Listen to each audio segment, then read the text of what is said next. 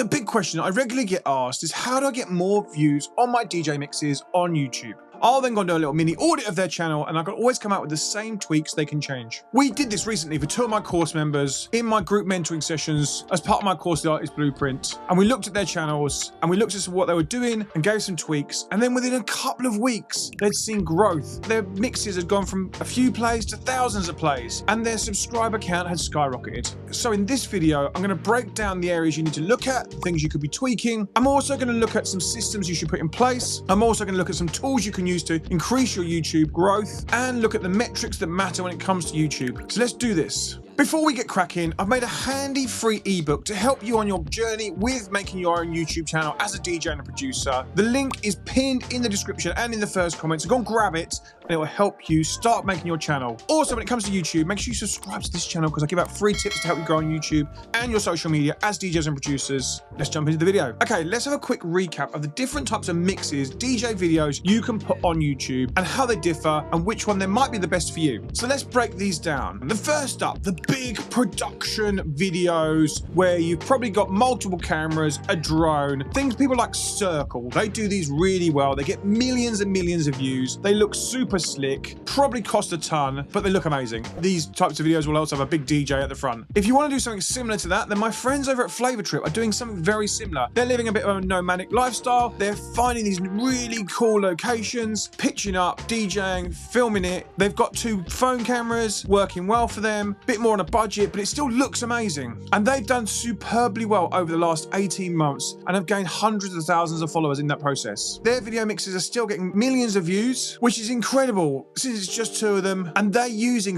the techniques that I'm going to tell you about shortly. The thing with these videos is they look really great and they have a high attention to detail, but they do take a lot of effort. Secondly, we looked at him recently in this video, Suat. He's doing walking around videos, he's doing vlogs, he's taken to the streets with his decks and made a kind of mobile friendly DJ. He's a very entertaining, and as I said, I broke up how he breaks down his strategy and what he does in his videos in this video. Go and check that out next, and I'll link that in the description. Suat is super niche, so that might not be right for you. And then the third way is looking at what Rewire does. I looked at his channel recently as well. He's in the studio, he does tech house and house mixes from a studio each week. He does a live stream at the same time each week, and it shows off his skills and abilities. He creates the content live and he drives his audience to it, and they are well attended. And this would work across different genres, whether it's house and techno, drum bass, tech house. They all work from a studio, definitely replicatable. And like I said, I do it in this video. Go and check it out, and I break down his strategy and what he's doing in that video. A much simpler way is to just create a mix with an artwork, which is what a guy called Rob Vice does with his channel. He joined a webinar that I hosted way back on how to create YouTube videos and YouTube mixes, and then he set about building a channel from that. Actually, if you want me to do that webinar again, comment the word webinar in the comments. We'll see how popular it is, and I might do that again. He then started his channel, and he's getting amazing results, and some of his mixes are getting hundreds of thousands of views, and they're very simple to put together. Definitely replicable. If we look at his channel, he's looking using nice bright artwork, and it's very simple. Defected Records actually use a similar strategy with some of their mixes. Now that's the different types of mix series you can do. Now, how do you go about getting to that point? The first thing to do is plan your mix. And the big thing to remember with YouTube is it's a search engine, and it's the second biggest search engine, owned by the biggest search engine, Google. So when it comes to making content for YouTube, you need to think about what people are searching to find that mix. And you can think about that and you can plan all that out before you even click record, start making your content. So when it comes to mixed content and mixed series, what music could be in that video? If you go super specific into the subgenres like Rob Vice does, and his mixes are aimed at different styles of tech house, it's by digging into those subgenres, it gives you more discoverability, i.e. club tech house, Latin tech house, Ibiza tech house, sunny Ibiza disco house. You see, by combining those words that people are going to search for, it's going to make you more searchable and more discoverable. When it comes to Flavor Trip, they go even harder when it comes to the search and the titles. Their biggest mix is chill out jazz house mix, cozy pancake brunch bar, relaxing living room jams, and those keywords are all in the title. So if you're searching for a mix for any of those types of reasons, that mix is coming up. And then once you've worked out the title, then you can start planning the mix out. One way to hack the search and work out what people are searching for and to find the right tweaks for your titles is by having some extra plugins for Google Chrome. Now these are important. Get plugins, Keywords Everywhere, vidIQ, and TubeBuddy. Once you have these, you'll see that you can see loads more information about YouTube videos and about what people are searching for. out, and it gives you so much more data that it helps you make your YouTube videos. So now if I search disco house music mix like this, I can see on the right hand side of that search volume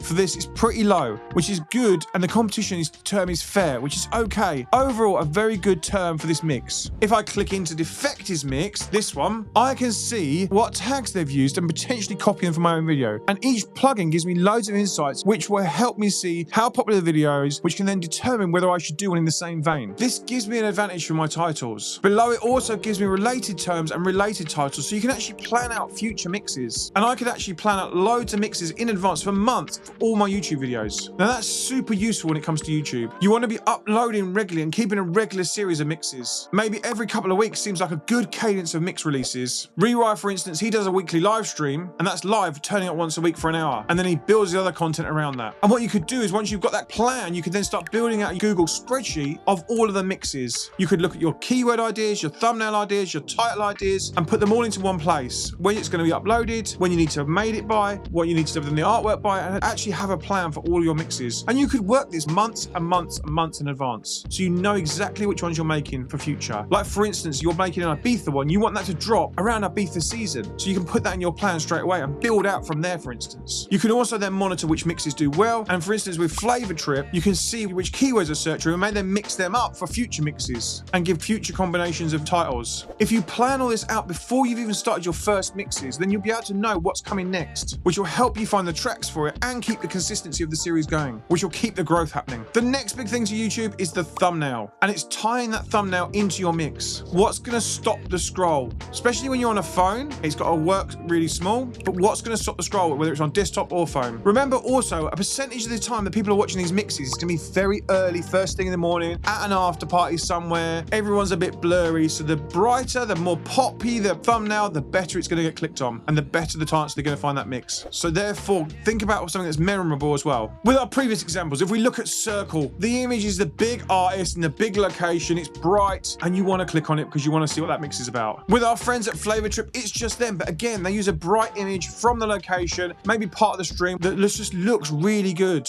Like I said, their locations are unique, they're living that nomadic lifestyle, and they're finding specific locations for these mixes and taking the time to find their locations. With Rewire, it's a bit more what you might have at home, a similar setup, or you might be using a studio like Pirate Studio, so it's about maybe adding a different color theme each week. Maybe you're wearing different clothes each week, so you can choose the different types of thumbnail. For example, Rob Vice, he's using a different colored artwork each time with the title of the mix over the top of the thumbnail. He's using a bright image that ties into the title of the mix. So with Latin Tech, he's using a kind of Latin-y vibe with the picture, with bright colors, and it says Latin Tech House over it. It's super easy to find his mix and very clear what the music's gonna be about in his mix. If we look at Defected in their playlist mixes, they do something similar. They find a bright, clear image and they put a simple words over the top of it. So now we've got our mix is going to be musically, we have the title of our mix, we even might have the artwork ideas of our mix. Now we need to start thinking about the music of our mix, what's going to be in it, and we really need to start thinking about the first track that's in that mix. How are we going to get people hooked within the first few minutes? That first track really needs to set the tone, and it needs to match what the title's going to be. Draw for my drum and bass friends, those first few tracks, we all know how you like to pack tracks into a mix, because when it comes to YouTube, it's about retention. The more people watch the video and the more people stay in the video, the more retention you've got and the more watch time you've got, which then YouTube takes that as a signal and then goes, people like watching this, let's show it to more people. And if you can get people hooked within the first 3 minutes, you're going to get 100% watch time, because then they're in and they've clicked it, they like it, they're going to carry on watching. Because let's face it, when people are watching these mixes, like I said, it could be an after party, it could be they put it on at work. If they like the first few minutes, they're just going to leave it and let it play. They're going to have it on in the background at a kitchen party. One thing you can do for each of your mixes, you can monitor retention in your YouTube Studio. YouTube Studio is amazing, and the stats and the metrics inside YouTube Studio are incredible. It will show you a retention graph to show you when people watched the mix, how long they stayed on the mix, and when they dropped off. And if you find that people are dropping off at the same point every time, then you need to think about where that is, go and look at what happened in that mix and really analyze what went wrong. So if you're uploading your radio show and you've got a massive intro and you don't get to the music for quite a long time and you see people dropping off in that intro, then maybe shorten that to only a few seconds and get into the music straight away. Okay, that mix is ready, so let's push that bad boy out there. The next next few weeks is about you talking about it. Find ways to send your social media to it, or in YouTube's own internal social media, i.e. YouTube Shorts. Make videos you introducing the mix, maybe talk to camera, maybe take some chops from the actual mix, maybe like Rewire does, which we spoke about his video, and keep driving people to that mix for the next few weeks until the next mix is up. Have you started putting mixes on YouTube? Have you started a DJ channel recently from watching these videos? I'd love to know. Let me know in the comments. It could even just be a camera emoji and I'll go and watch it. We spoke about Suat in this video quite a lot, but we also spoke about him in this, where like I said, where I broke down his strategy and his 8 secrets to how he makes his strategy